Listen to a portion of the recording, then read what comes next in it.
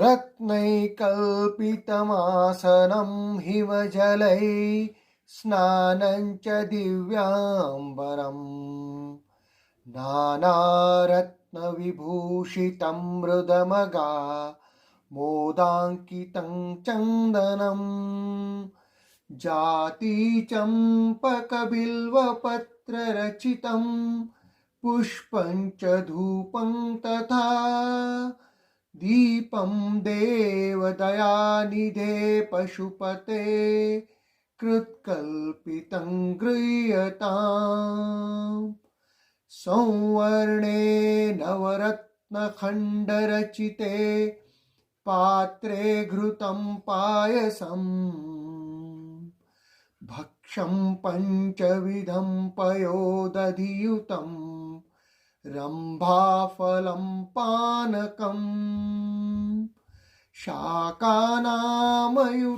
जलं रुचिकरं कर्पूरखण्डोज्ज्वलम् ताम्बूलं मनसा मया विरचितं भक्त्यां प्रभो स्वीकुरु छत्रं चामर्यो युगं व्यजन कञ्चन आदर्शकं निर्मलम् वीणाभेरिमृदङ्गकाहलकला गीतं च नृत्यं तथा साष्टाङ्गं प्रणतिस्तुतिर्बहुविधा ये तत्समस्तं मया